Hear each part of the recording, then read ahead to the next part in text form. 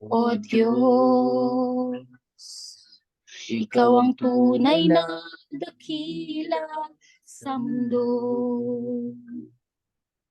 Ikaw ang haring nagmahal ng tulad ko. Ginawa mong lahat, pag-ibig mo ay tapat at wagas. O Diyos, walang papantay sa kabutihan mo. Ang ngalan mo'y itataas sa buhay ko. Sundin ang loob mo, iparinig ang nais mo. Sa lahat ng panahon, Diyos ka sa amin. Sa lahat ng oras, nandiyan pa sa amin. Panginoong Jesus, magati ka. Magliwanag ka sa buhay ko. Ama.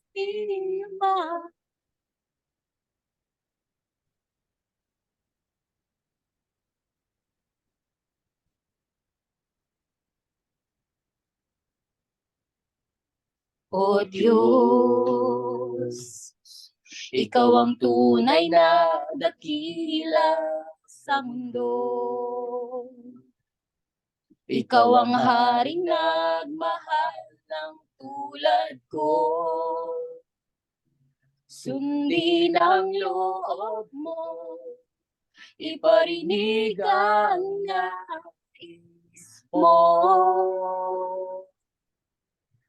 Sa lahat ng panahon, Diyos ka sa amin. Sa lahat ng oras, nandiyan pa sa amin. Panginoong Jesus, purihin ka. Dakilain ka sa buhay ko. Di nagbabago, Diyos ka sa amin. Tanging sandigan, nariyan para sa amin. Panginoong Jesus, mag-ari ka. Magliwanag ka sa buhay ko. Aming Ama.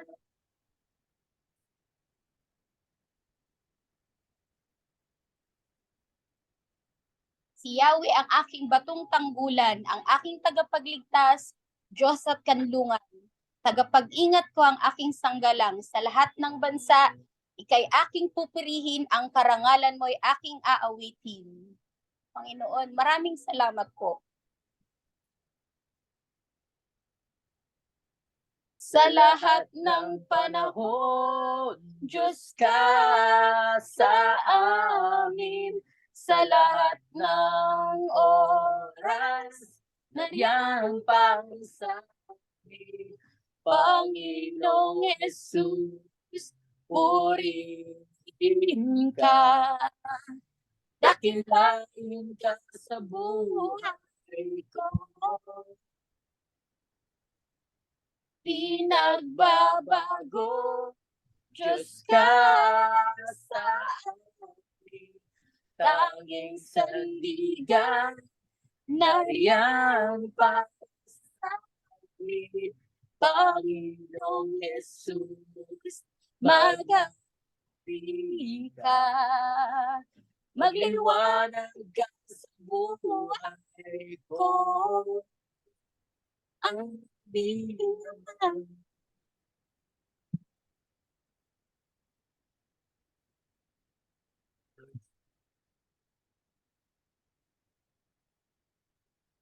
Thank you. Glory to God. Thank you, Arnold and Christine, sa magandang pagpupuri sa Panginoon. Sa totoo po yung lahat ng aming inawit, yan ay nagpapakilala na ikaw ay dakila sa amin, ikaw ang tumutulong, nagsasalba, bibigay ng lahat ng biyaya. Lord, so we can really worship you from our hearts.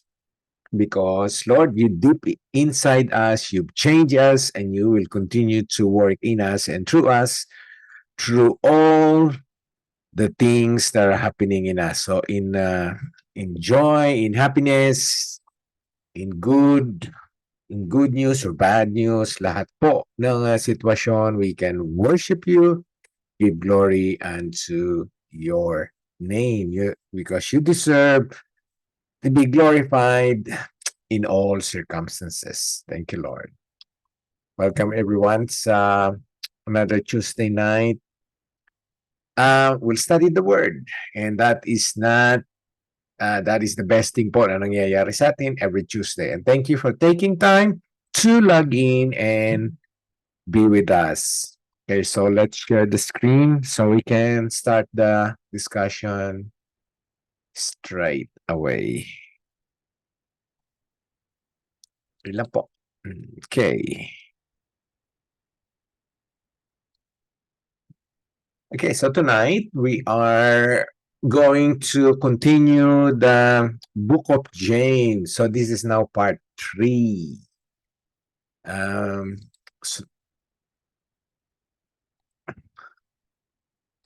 So last week we've learned about temptation, but tonight, part 3, we are going to discuss the perfect gift from above. So this is a continuation nung napag-aralan natin last week. So let's have a quick review of that. So how many of you can remember ang mga na-highlight natin last week? Ang sabi natin last week at na-establish natin, when tempted, no one should say, God is tempting me. Dapat hindi natin iisipin yan. Lalong-lalo na, hindi natin bibigkasin or i-declare kahit kanino man. God is not the source of temptation. Ang sabi dito, for God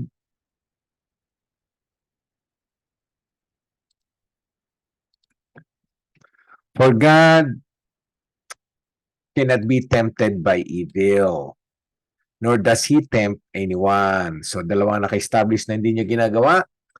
Hindi siya natutokso. Hindi siya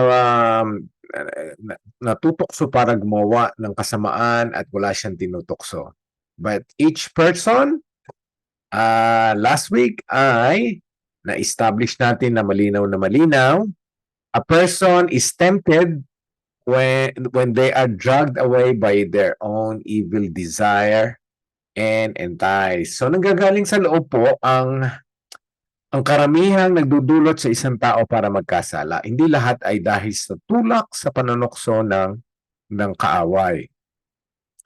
At pagkatapos daw na magkaroon ng masamang pagnanasa after the desire ay makonceive, yun ay manganganak o lalabas ang kasalanan. At ang kasalanan, pagka pinabayaan, hindi hininto, hindi ikinumpisal, yan po ay pinagpatuloy, lalago yan, lalaki, at uusbong, at magbibigay ng kamatayan. Ang sinasabi itong kamatayan, not only physical, spiritual, and that is also the eternal death that is awaiting for those who would continue to live in sin, unrepentant, refusing to accept the forgiveness and the righteousness by Jesus Christ. Okay? So,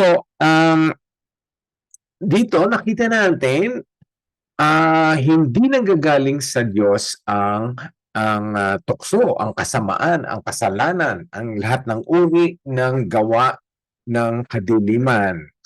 Ano ang nanggagaling sa Diyos? So yun ang ma-establish natin ngayon sa pamamagitan ng ating pag-aaral, part 3, James chapter 1. Okay? So let's go to our scripture tonight. Yung pong main scripture natin ay nasa James 1:16 to 18. I hope you can remember that para po mamaya pagkatapos natin o sa mga susunod na araw ay magkaroon kayo ng pagkakataong basahin na muli. Okay? So it's not enough po na ang ating pag-aaral ay tuwing Tuesday lamang kasi kailangan itong sundan ng inyong mga personal devotions, na inyong personal na pag-aaral. Dahil nangungusap ang Diyos sa pamamagitan ng church, sa pamamagitan ng mga group discussion, sa mga Bible studies and prayer meetings, and also individually. Maaring marami na tayong makatas na revelation ngayong gabi, pero pag ito'y pinag-aralan niyo pa, pinagbuhusan niyo ng oras, maaari at meron pang kakatas na mga revelation sa inyo, spiritual truth. So, yung po ang desire natin so we can gather spiritual truths sa ating mong pinapag-aralan is not only information, kundi yung mga bagay na ma-apply natin sa ating buhay. James 1:16 to 18. Ang sabi, don't be deceived. Do not be deceived, my dear brothers and sisters. So, talking about brothers and sisters, we have already discussed, nasabi na natin noon, ang Book of James ay isinulat ni James na kapatid ng ating Panginoong Jesus sa mga Kristiyano na doon. Okay, mga Christian Jews. Okay? So, sa kabila na sa kanilang pagiging mga believers na, mga born again, binibigyan pa sila ng payo. Ang sinabi dito, don't be deceived. So kahit tayo mga Kristiyano, meron pa ring opportunity, meron pa palang chance, may possibility na tayo ay malinlang pa ng sariling laman ng maling katuruan. Kaya ang sabi dito, ang warning ni James, don't be deceived, my dear brothers and sisters. Don't be deceived, fellow Christians, fellow believers. Okay? Every good and perfect gift is from above, coming down to us from our God, our Father, who created all the lights in the heavens. He never changes or casts a shifting shadow. He chose to give us birth through the word of truth, that we might be the kind of first fruit for all He created. Okay? So now, sabi natin, hindi galing sa Kanya ang temptation. Kung hindi galing sa Kanya ang temptation, ano ang binibigay ng Diyos? Ngayon, nakita natin, na-establish natin sa pamagitan ng scripture na ito, ay every good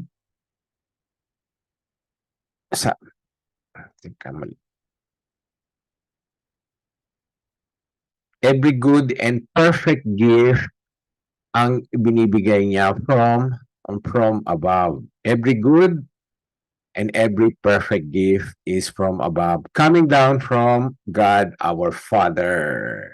Okay? So, yan ang ating topic ngayong gabi, and yan ang hihimayin natin. Okay? Sabasahin natin sa Tagalog itong scripture natin, main scripture natin ngayon. Sabi, James 1:16 to 18, kaya huwag kayong magpadaya, mga minamahal kong kapatid. Lahat ng mababuti at angkop na kaloob ay nanggagaling sa Diyos na siyang lumikha ng mga bagay sa langit na nagbibigay liwanag. At kahit pabago-bago at paiba-iba ang anyo ng anino ng mga ito, ang Diyos ay hindi nagbabago. Ayon sa kanyang kalooban, ginawa niya tayong mga anak niya sa pamamagitan ng pagkilala natin sa katotohanan upang magiging higit tayo sa lahat ng nilikha niya. Okay, so himayin natin ang apat na scripture na ito. Okay, ang sabi, don't be deceived, my dear brothers and sisters. Kung may sinasabing don't be deceived, ibig sabihin maraming mga Kristiyano ang bagamat na turo na sa kanila na, dinig na nila ang totoo, minsan nababaloktot pa o nabibigyan ng ibang context or application. Yan ay hindi natin dapat pabayaang umiral, Hindi natin dapat pabayaang manatili. Kung merong mga bagay na dapat na mali ay huwag nating tanggapin agad. So, sa ating mga Kristiyano, isang guide ay dapat alam natin ang totoo. So you cannot resist, you cannot reject, you cannot even identify kung ano ang mali. Di ba? Kung hindi mo alam ang totoo. How can you identify a fake na bill, na money? Kung hindi mo alam ang ah, ang ang tunay na pera, kung paano mo siya hipuin, paano ang feel, paano ang texture, ang lahat ng yon. So ganun din po ang salita ng Panginoon. The more you become aware of the truth, the more na nalalaman mo ang salita ng Panginoon, ang mga katotohanan, mas madali mong ma-identify at ang mga mali. Okay? So don't be deceived. So marami pong bagay na sinabi sa atin ng Panginoon, maraming mga scripture verses na ilang beses sinasabi yung don't be deceived. Alam niyo, pagka ang Biblia ay pinaulit-ulit ang salita, ang sentence, o ang mga bagay, ay ibig sabihin gusto ng Diyos na manatili ito at talagang tumimo sa isipan natin. Maging malinaw. Ay isang bagay na paulit-ulit na sinasabi ng Diyos ay dapat ma-highlight sa atin. Wala nang kaduda-duda, wala nang alinlangan. Sabi sa James 1:16-18, don't be deceived, mga Christians, mga believers. Ngayon, sabi din po sa 1 Corinthians 6:9-10, umpisa natin sa 9. Ang sabi, do you not know that wrongdoers will not inherit the kingdom of God? Ngayon, ayun, makikita natin, sinabi na naman. Ang sabi, do not be deceived. Okay? So maraming nag-aakala noon na ang kasalanan ay madaling isang tabi o bigyan ng excuse ng Panginoon. Akala nila pagka ang Kristiyano ang gumawa nito ay nagtatakip mata na lang ang Diyos. Maraming nagtuturo noon. Ang sinasabing God is love, God is forgiving, God is a loving God, God is a merciful God. Yes, He is. Lahat yon ay totoo. But at the same time, God is a just God. Siya ay nagmamahal, siya rin ay nagpaparusa sa mga hindi sumusunod sa Kanya sa lahat ng Kanyang inuutos. There's no excuse. So, hindi excuse ng Panginoon ang isang utos at tapos yung isang utos naman na hindi sinunod ay pwede niyang i-excuse. Lahat po yun ay merong karapatang merong katapat na kaparusahan. So let us be aware of that. Hindi tayo magpalinlang. Gaya nga, kung itutuloy natin ng 1 Corinthians 6:9-10, ang sabi, neither the sexually immoral, nor idolaters, nor adulterers, nor men who have sex with men, nor thieves, nor the greedy, nor drunkards, nor slanderers, nor swindlers will inherit the kingdom of God. Do not be deceived. Ang ibig sabihin nun, neither. Wala. Kahit sino man dito sa sinabing mga gumagawa nito makakapunta sa kaharian ng Panginoon. So, ang isang Kristiyano na nagpapatuloy gumawa ng mga bagay na ito ay questionable ang kanyang pagiging Kristiyano. Dahil ang tunay na Kristiyano, ang tunay na tumanggap kay Jesus, ang tunay na nanampalataya sa Kanya, ang tunay na nagsisi sa kanilang mga kasalanan ay hindi na itutuloy kung ito man ay ginagawa nila noon. Kung ito man ay lumalabas pa paunti-unti, dapat ito ay ihihinto at hindi na aalagaan at ipagpapatuloy. Kasi napakabigat po ng warning. Neither, wala sino mang mga immoral, idolaters, adulterers, mga homosexual, thieves, mga naglalasing, maninirang puri, ang makakapasok sa kaharian ng Diyos. Ang Diyos ang nagsabi niyan, hindi ang tao ang nagtalaga. So asahan natin yan ay mananatili at hindi magbabago, and there's no excuse. Okay? So maaaring marami sa atin ang nakaka-identify sa mga nailistang kasalanan ito. So hindi pa ito lahat. Okay? So binigyan lamang ni Pablo ang mga kasalanan ito na madalas ay itinatago na lamang. Ang sinasabi nila, hindi naman nakikita yan, hindi naman nadidiskubre, yan ay bali wala na. Pero mabigat ang kaparusahan at malinaw na itinalaga, sinasabi sa ating lahat. Neither. Ibig sabihin, walang makaka-excuse, walang makakalusot, walang makakapagbigay ng alibay sa harap ng Panginoon na siyang nakakakita ng lahat-lahat. So, sexual immorality, adultery, sex, illicit sex, immoral sex, kahit ito ay nagawa ng patago sa dilim, sa pinagkakubli-kubli, ito ay nakalantad sa ating Panginoon. Okay? So, do not be deceived. Kahit sabihin pa ng kahit sino na ito ay pwedeng gawin, ipagpatuloy ng isang Kristiyano, believer, o anak ng Diyos. Okay? So, hindi lamang yan. Ang sabi din doon sa 1 Corinthians 15:33 naman. Again, the word, do not be deceived. Do not be deceived. Again, sinabi na naman. So, this is the third time. Bad company corrupts good character. Dapat malaman natin na, lalong-lalo na ngayon, na ikaw ay isang Kristiyano na, pag-ingatan mo kung sino ang iyong pinagbubuhusan ng oras. Kanino ka nakikisama? Kanino ka sumasama? Kanino ka madalas nag-i-enjoy ng social time, ng mga oras na hindi dapat ibigay, mga bagay na hindi natin dapat gawin. Okay? Bad company corrupts good character. Yan ay nakatalaga. Yan ay totoong mangyayari. Kung sumasama ka sa kanila, mahahawa ka. Lalong-lalo na kung ang pagsama mo sa kanila ay para mag-enjoy lang.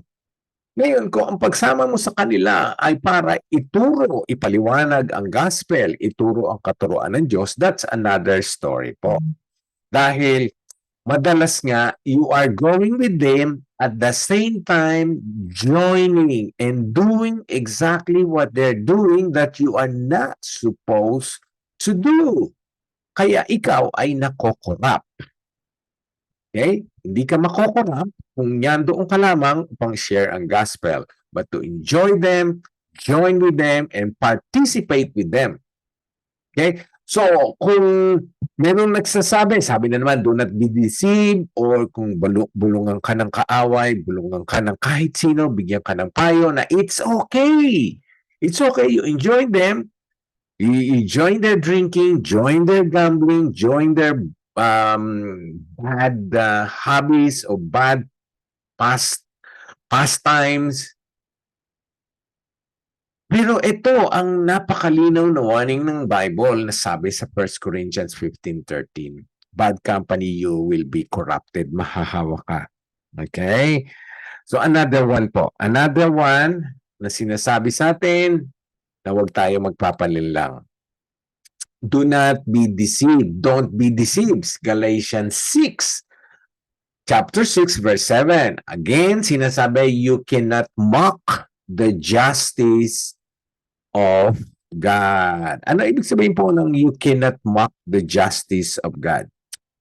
Ang Panginoon po ay may itinalaga siyang mga orders sa universe na ito, sa langit at sa lupa. Yung mga orders na yon, yung mga sequence of events na yon ay hindi mababago. Hindi magkakagulo-gulo. Halimbawa, example, sinabi niya, if you obey me, you will be blessed. If you disobey me, you will be punished. Okay? So, hindi pwedeng, if you disobey me, you will be blessed. Hindi mo pwedeng balik-ta rin yun. Kasi yun ang tinalaga. Obedience, blessing. Disobedience, punishment. Okay? So yun po, isang example na hindi natin pwedeng biruin, baguhin, paglaruan, pagtawanan ang hustisya ng Panginoon o ang itinilaga niyang kautusan sa atin. Okay? Ang isa sa sinabi nga niya ay, you will always harvest what you plant. Kung nagtanim ka ng kasamaan, ikaw ay aani ng puro kasamaan, kasamaan at kasamaan. Kasi yun ang itinatanim mo. Hanggang ikaw ay malulun, magumon sa kasamaan na ito, na yun na lamang ang kinakain mo lahat ng inaani mo. Ang sabi pa dito, those who live to satisfy their own sinful nature will harvest decay and death. Gusto ba natin yun? Na sinusunod natin ang ating laman? Ang sabi dito, you will harvest decay. Kabulukan, bulok na mga bagay ang ating aanihin, matatamo, matatanggap, darating, kabulukan. And those are representation, yung sinasabi ng decay dito, distractions. Nakita niyo ba ang mga nalulon sa mga immoralidad? Ano ang nangyayari?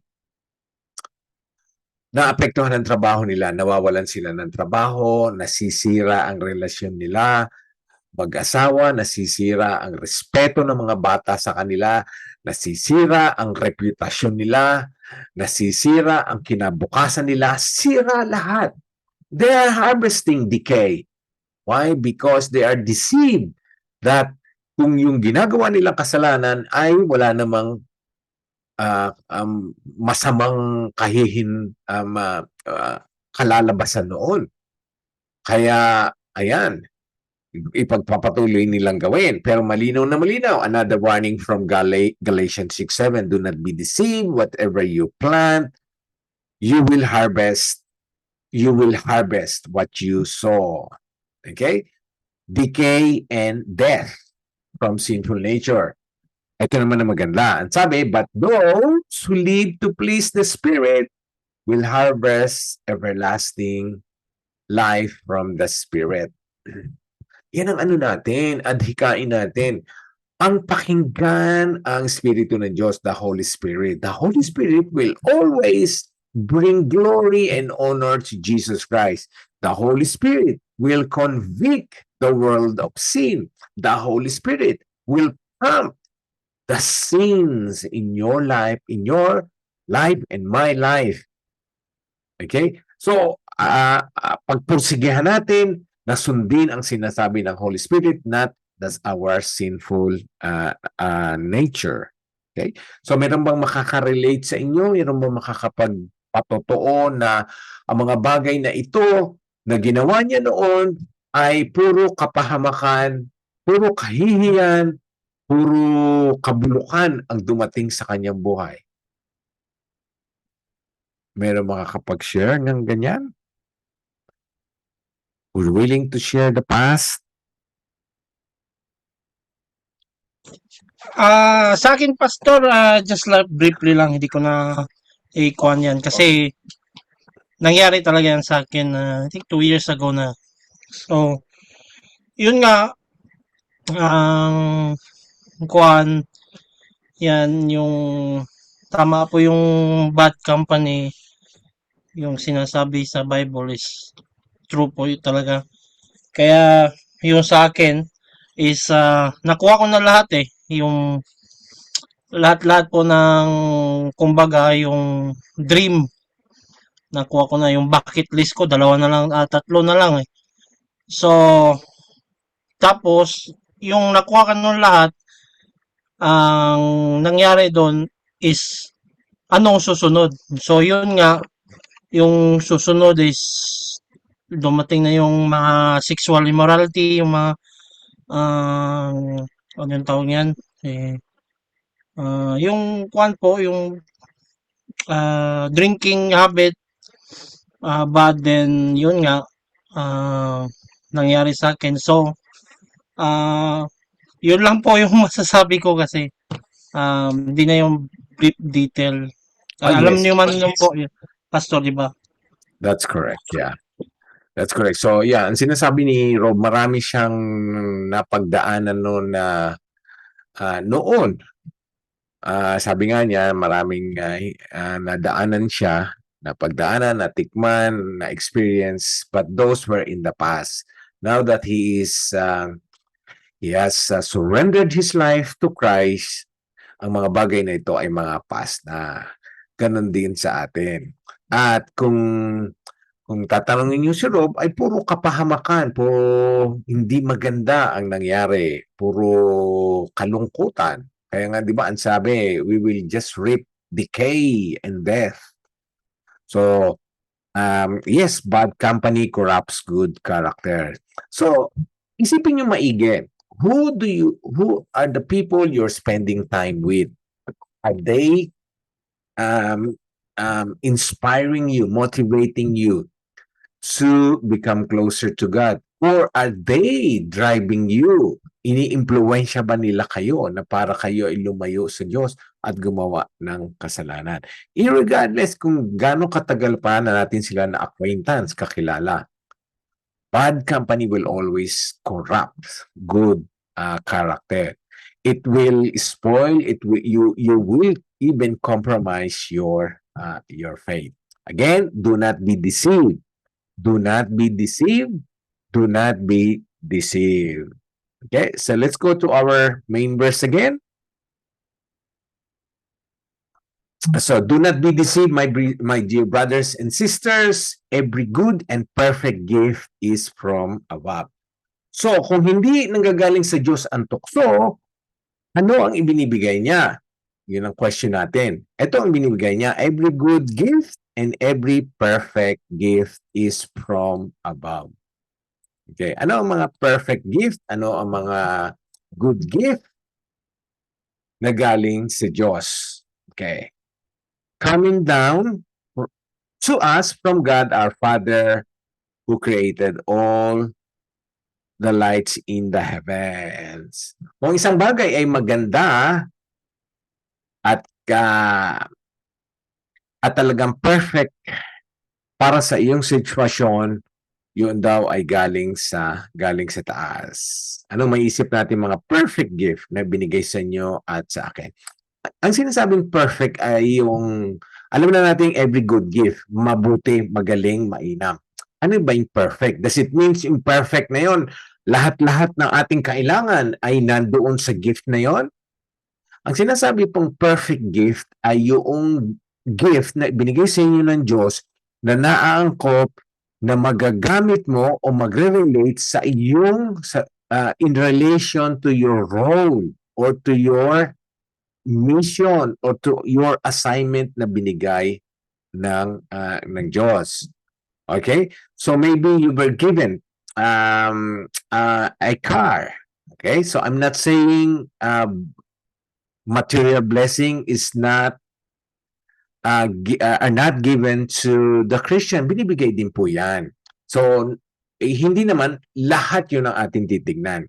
So, if God would provide a gift to you, kotse, at sa pamagitan ng coaching yun, ikaw ay napasama, napahamak, ikaw ay nalulun sa kasalanan, then that gift is not from above. That gift is not perfect. That gift is not a good gift. Diba? So perfect gift is something given to you from above that will help you fulfill your role, your assignment, your task that you are supposed to do for God. Okay? So let's say, for example, ano pang maiisip niyo mga gifts? So I can think of Pauline. Let's think about Jeff and Per. Pauline, we can say that is a perfect gift to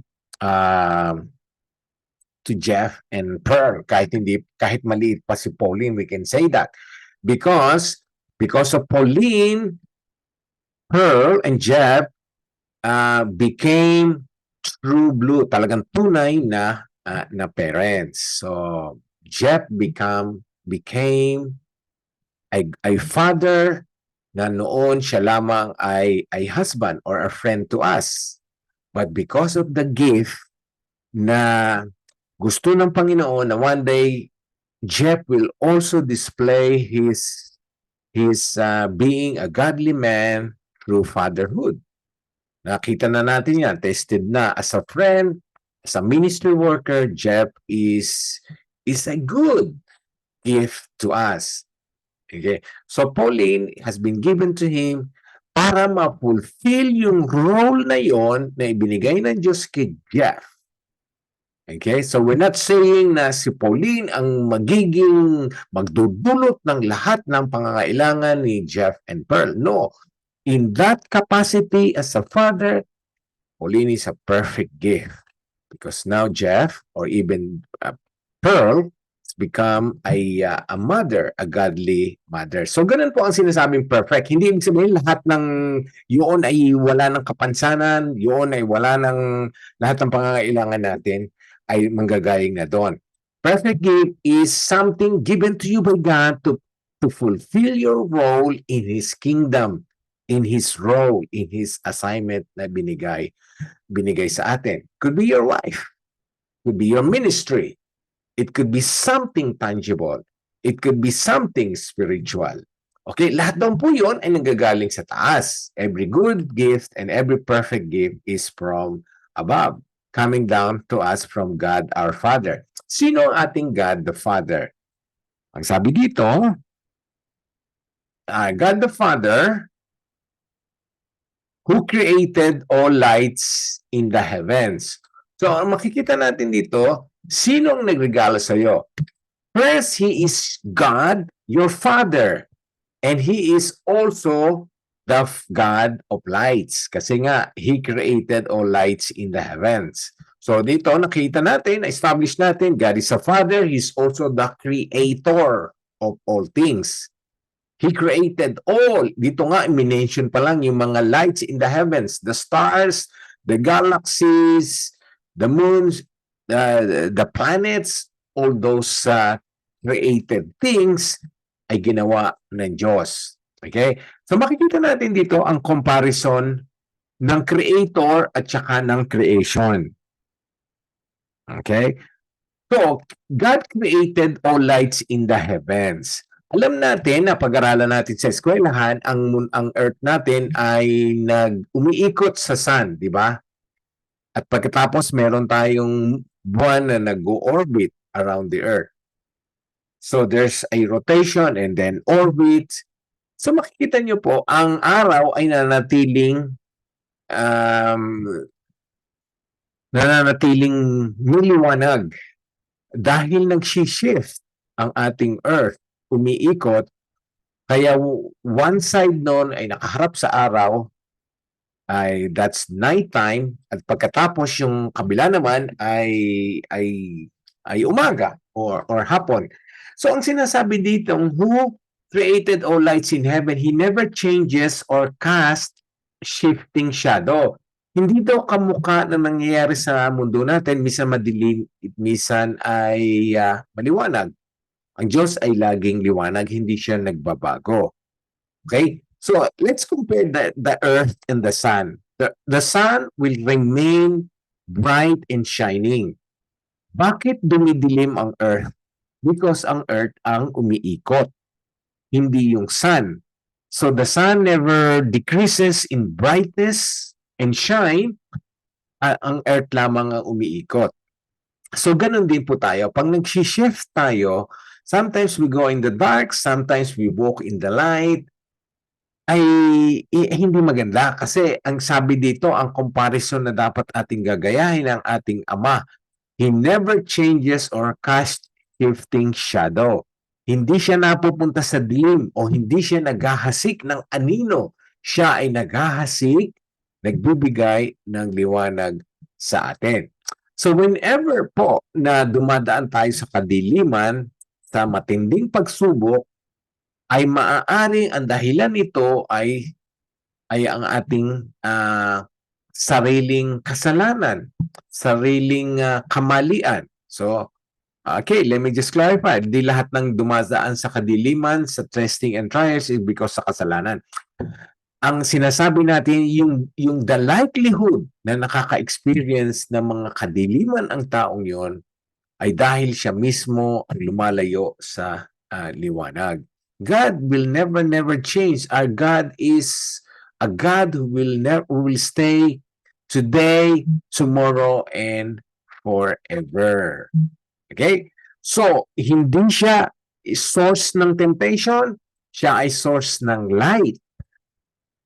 Siya ay hindi nagbabago. At siya ay nagbibigay ng every good gift, every perfect gift na kailangan mo at ako. Okay. And then, yung verse 17 naman, kung titignan natin,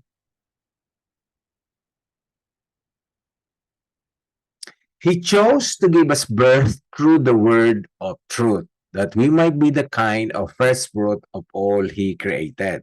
So, He's our Father, He's given us light, He's giving us good and perfect gift. Pero one of the perfect gifts na binigay niya sa atin ay ang ating new birth. Okay? So makita niyo po itong word na chose. Ito ay talagang pinili ng Diyos. You're becoming a Christian and me becoming a Christian, you accepting the gospel and me understanding the gospel, it's not by chance, it's not by accident. Hindi lamang nagkataon yun, hindi talagang plano na ng Diyos at pinili ka na ng Diyos at inihanda ng Diyos ang isipan mo at ang puso mo para maintindihan mo ang katotohanan so that you can be born again. Kaya nga sabi dito, He chose to give us birth through saan? Sa pamamagitan ng church? Sa pamamagitan ng brother? Ng sisters? Sa pamamagitan ng television? Sa pamamagitan ng kung anumang bagay? Ang sabi dito, through the word of truth. Okay? So ano man ang nadinig nyo na ebanghelyo, yun po ay nakatalaga sa Bible. So ang nilalaman ng nadinig nyo ay ang lahat ng nakasulat sa Bible. Kung ang inyong pagiging Kristiyano ay hindi nanggaling o ayon sa katuruan ng Bible, ang sabi dito, through the word of truth, then you're being born again. You're being a Christian may not be from God. So, ang isang tao ay tunay na maboborn again lamang sa pamamagitan ng Biblia, sa pamamagitan ng sinasabing katotohanan ng Scripture. Okay? So, ganun ang nangyari sa inyo. Kaya napatunayan nyo na kayo ay talagang pinanganak na muli, you've been given birth from above, a perfect gift from the Father, through the word, kasi ikaw ay nabago. Ikaw ngayon at ako ay ang gusto natin ay sundin ang Panginoon. And we become so sensitive to sin. Remember po, the message last Sunday, kung isang Kristiyano ay gumagawa ng kasalanan at hindi natitinag, hindi nagkakaroon ng conviction, siya ay mapayapang ginagawa ang kasalanan, siya ay komportabling gumawa ng kasalanan, then that person is not a true Christian. Because a true Christian po will become so sensitive, really sensitive sa kasalanan. Anong ibig sabihin nun?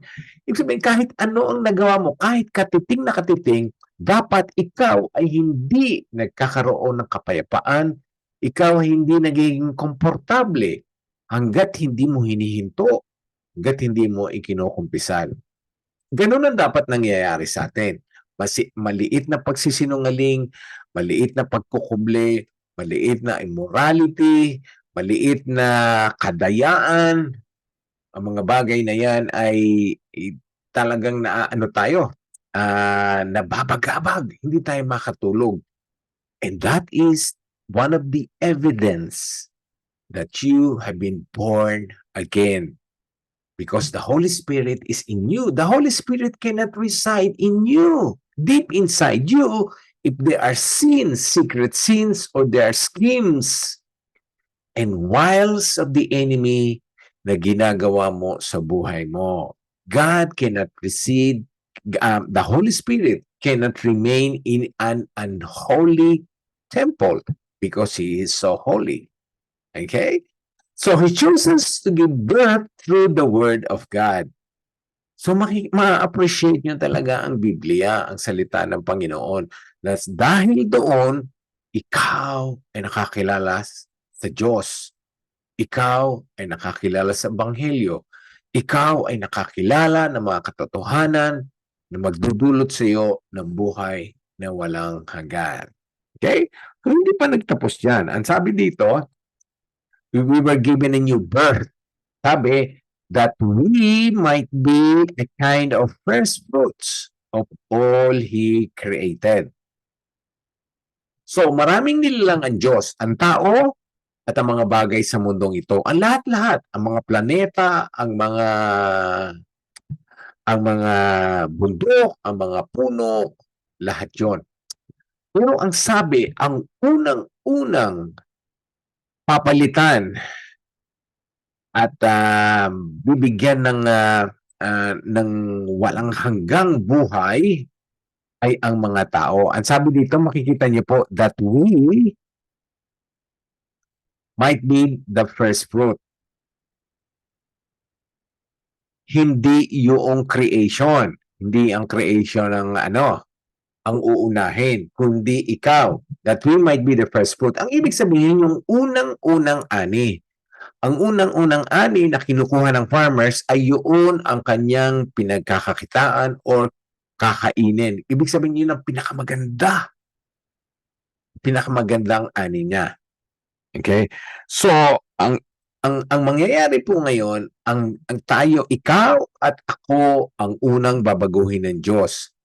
Kaya ang mangyayari, pagka nakuha na tayo ng Diyos at binago na tayo at nandun na tayo sa langit, tinatawag nating proseso na dadaanan natin ay ang rapture. Ang tapos na babaguhin ng Diyos, ang susunod na babaguhin niya ay ang mundong ito. Kaya nga, darating po ang panahon, God will renew, God will give us the new heaven and the new earth. Kaya nga, ang tao muna ang first fruit. Ikaw at ako ang una niyang babaguhin bago ang mundong ito. How great is that? How marvelous is that? Of all He created, sa lahat ng nilalang niya, ikaw at ako ay babaguhin ng Diyos ngayon. And then that will be completed. We will be completely glorified body, katawan natin, ang ating damdamin, ang lahat-lahat ng nasa atin will be completely glorified, free from sin. Okay. Now, paano natin masabi na first fruit of all creation ito? Ano ba nangyayari sa mundong ito? At sa totoo ba na tayo ay sa Word of God na born again, hindi sa ibang paraan o hindi ibang source? Tignan natin po sa 1 Peter 1:23. Sabi, for you have been born again, not of perishable seed, but of imperishable, true, yan. Tignan natin na, through the living and enduring Word of God. Okay. Sinabi yon si James. Ngayon, 1 Peter as a different author. But it's supporting or parallel or parehong-pareho ang sinasabi sa atin. You have been born again.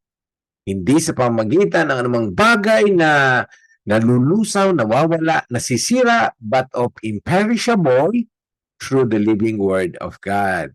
Diba? Sinabi natin, sinabi sa Scripture at nabasa niyo na at ako, the Word of God will stand forever and ever. Okay? So another na bagay doon sa na basa natin dito sa James 1:18, pinanganak tayo sa pamagitan ng salita ng Panginoon At unang-una tayong binago at binigyan ng magandang kondisyon at sitwasyon kaysa sa kanyang mga nilalang. Kasi ang sabi po sa Romans 8:22 to 23, we know that the whole creation has been groaning.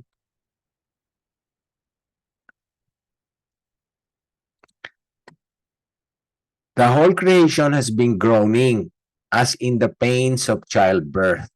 Ang ibig sabihin po nito, ang buong buong mundo daw natin ay naghihinagpis. Bigat, no?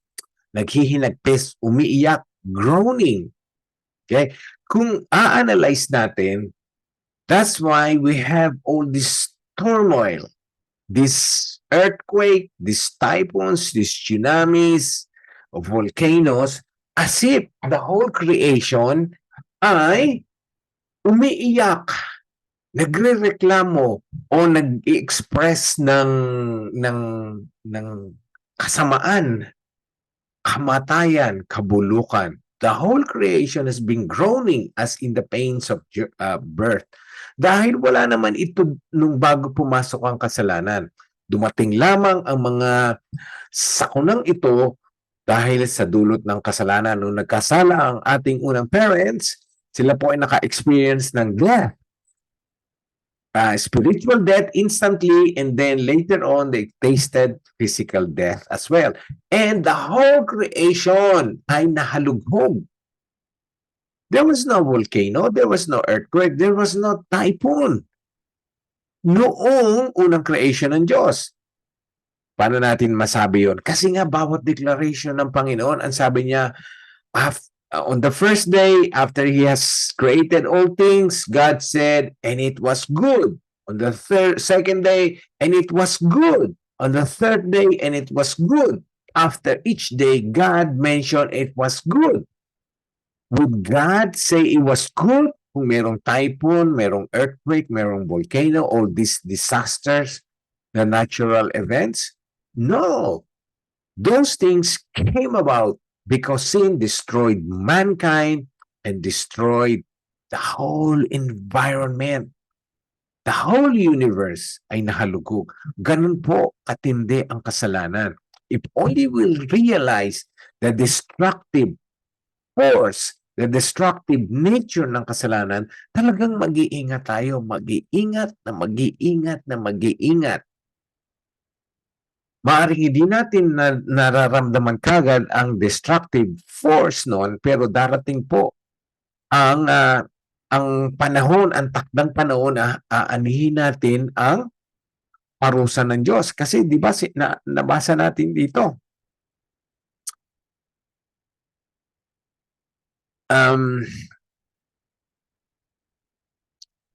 wrongdoers will not inherit the kingdom of heaven.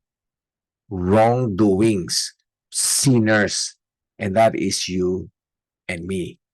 So, nakita natin na ayaw ng Diyos ito dahil hindi sa Kanya to galing sa atin. Now, pinaliwanag din ng Diyos na binigyan niya naman tayo ng good gift, perfect gift from above, and that is us being born again. Give us birth through the Word of God.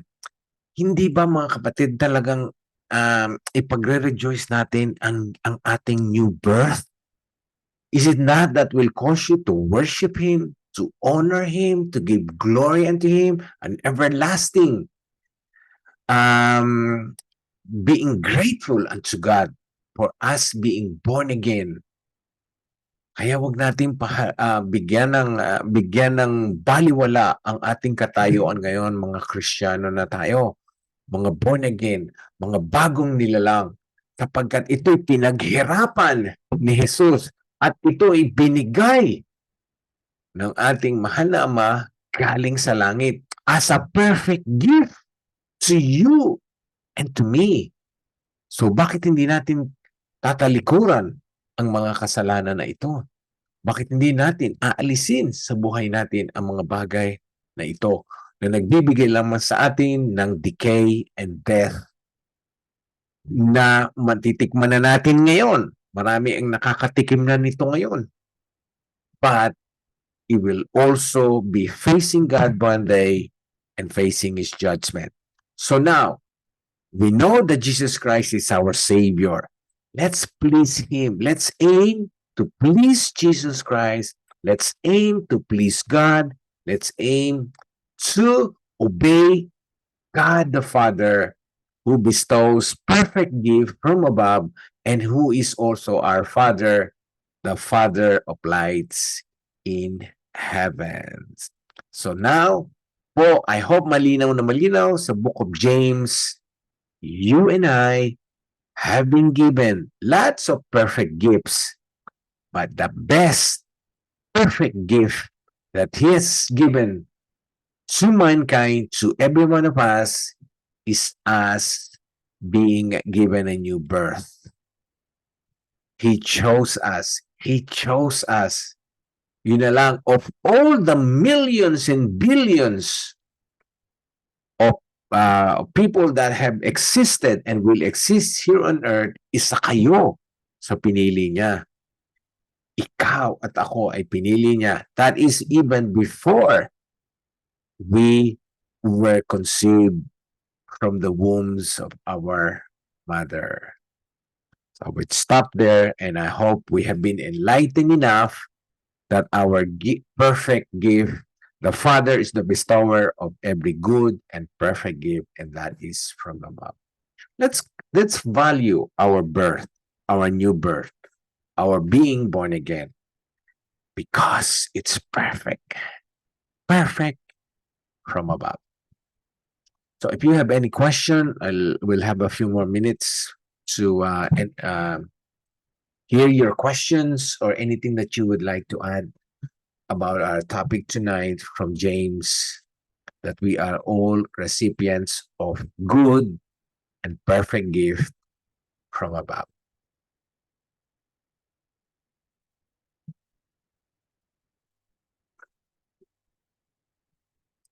Wala po. Walang questions, so nothing to add.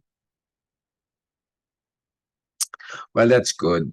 It means po na lahat ay malinaw, lahat ay nakitang maiging-maigi ang gustong ipahiwatig sa atin ng Diyos ngayon, gustong iparating sa atin lahat ngayon, that you and me are recipients of perfect gift from above. And that is your new birth. Okay, before we end, kung wala kayong questions, kung wala na po kayo i-add, any praise report related or not related to our topic? Thank you, Pastor Abraham. Thank you sa lahat ng ating kapatid na nasa Pilipinas.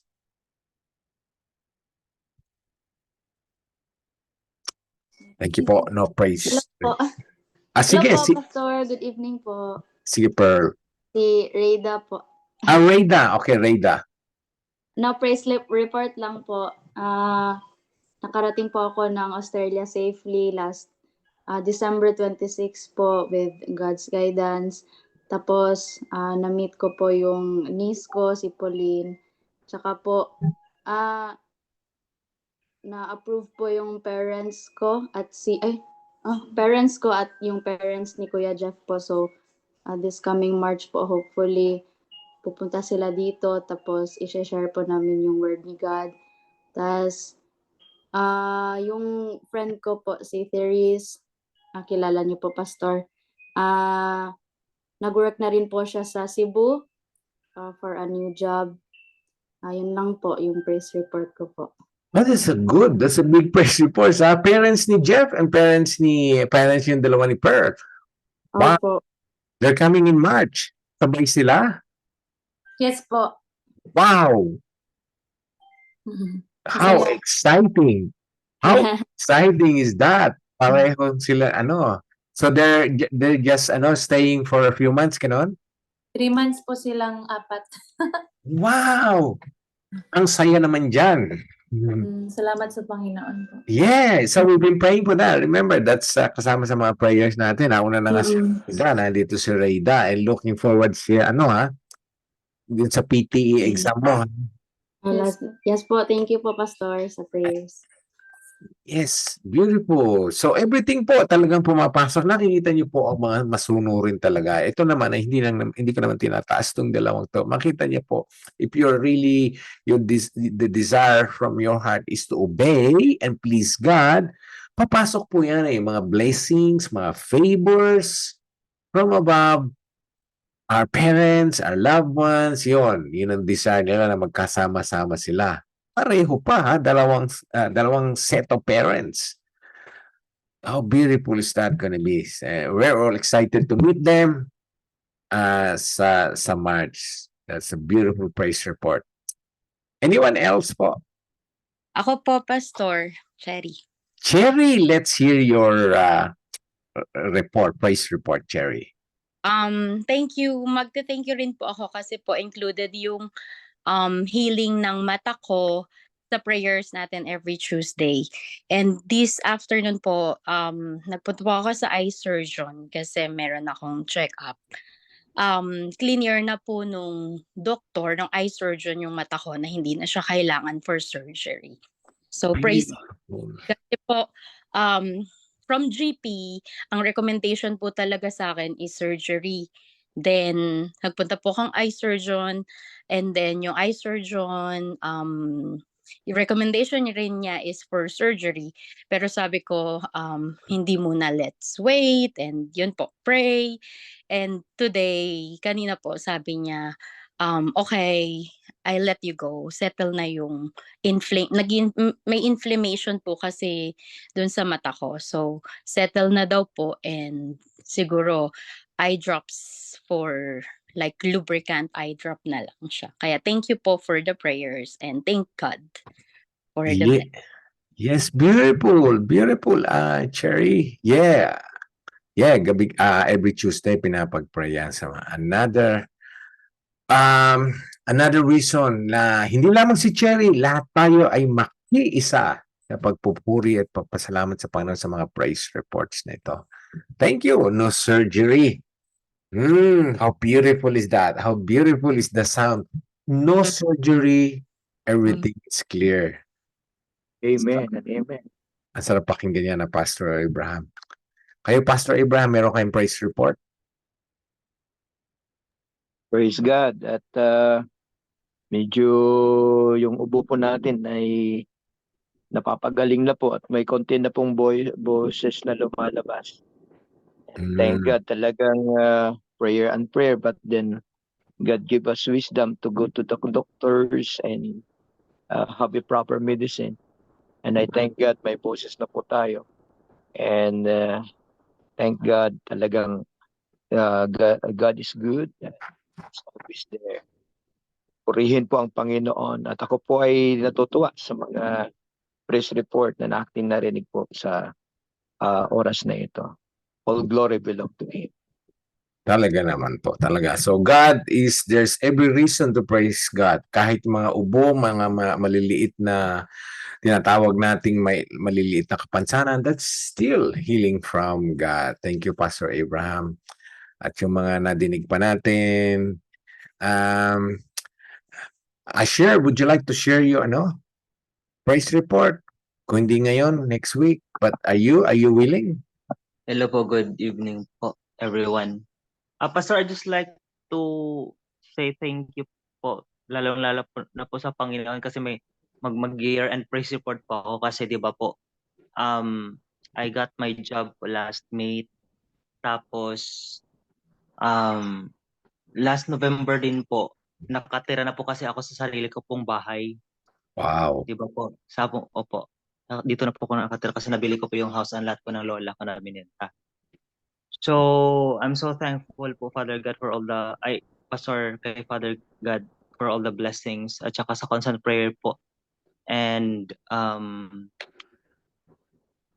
this year din po, 2024, yung nagsimula po kasi yung taon na to na masyadong maganda kasi po yung isa po sa mga mga kaibigan ko na very close friends, tapos kababata ko po na masyadong aware po siya po sa pagiging Kristiyano ko, pero siya po yung tipo kasi na matalino masyado, tapos parang gusto niya talaga na pina-question lahat, even the existence of God. He knows God, but he doesn't know his character. And the other, actually na-share ko na po ito sa iyo last, di ba po, last time. Yep. Kaso na-late lang ako. Yep. The other Monday, tapos talagang hindi sila po talaga nawawala sa prayers ko, especially yung mga close friends ko. Tapos nasa ano pa siya, is also part of the LGBTQ. Mm. Tapos sabi niya sa akin, Dong, can you come here sa bahay kasi I really need to hear God's word. Tapos sabi ko, uy, grabe, parang God made it easy for me talaga kasi ang hirap kasing talagang lapitan sila. I mean, ang tawag dito, ang hirap i-introduce sa kanila si Lord. Nakikita niya kasi po yung yung Pagbabago. how faithful I am. Opo. Tapos yung yung transformation ko po talaga kasi kilalang kilala niya po ako kaya sabi niya, paano niya kaya nakukuhang mag-trust kay Lord tapos hindi niya kina-question ang mga bagay-bagay. Parang ganun po. Na-curious talaga siya kasi iniisip niya talaga na kilala niya si Lord pero hindi kagaya ng trust ko po. Parang ganun. Tapos yun po, sinurrender niya talaga lahat at yung after po natin pastor, no, sinurrender niya po talaga yung niya, yung sarili niya. Tapos Okay. may mga tanong pa rin po siya pero hindi na po gaya dati nung parang masyado siyang tawag dito. Mataas. Opo, may na siya. Naging humble na rin po siya na in-accept niya rin po talaga na hindi niya talaga maiintindihan si Lord, hindi niya rin talaga maiintindihan ang mga plano ni Lord at willing lang po siya talaga maghintay at saka kasi medyo shaky po talaga yung niya, yung life niya ngayon po kasi marami siyang challenges na hinaharap. Kaya ayun, happy po talaga ako, Pastor. At tapos pinupuntahan ngayon po kasi, Pastor, hindi pa siya, medyo nag-aalangan pa po siya sa malaking crowd, parang ganon. Sinabi niya sa akin kaya gusto niya unti-unti muna. Yun lang po. Thank you. Yeah. And also you mentioned hindi naman nakakagulat pero yung pong kaibigan na yun ni Asher daw ay meron siyang sinful na buhay ngayon. So, yun po ang maganda na nag-uumpisa siya, nauuhaw siya na malaman ang mga bagay tungkol sa Diyos. At sa pamagitan nga ni Asher ay mare-reach out siya at matransform din siya, mabago. Kagaya ng pagbabago kay Asher. So, let's pray for that. And continue na Asher na ikaw ay maging daan para siya ay mabago din. So, walang imposible sa Panginoon na wala siyang hindi kayang baguhin at i-transform. God is the only one who can change people's heart. Thank you for that. We're looking forward to more praise reports sa pamagitan ng pag-minister mo sa kanya. Thank you, Asher. Okay, meron pa po. Okay. Thank you, everyone. And before we say goodbye, let's ask siya po ang naatasang mag-close ng prayer ngayong gabi. All right. Brothers and sisters, let's align our hearts to the Lord. Father God, we humble ourselves. We ask for forgiveness for all of our sins that we committed, knowingly or unknowingly. We ask you to cleanse our heart, allow us to be closer to you, and to hear our prayers. We thank you, Lord, for the time that you permitted us to hear and learn your words. Help us, Lord, to walk with holiness and have continual spiritual growth. Away us from sickness and scheme of the enemy. Yes. Allow us to remain the salt and the light of the world. Provide the essentials that we need while living as a temporary resident of this world. Yes.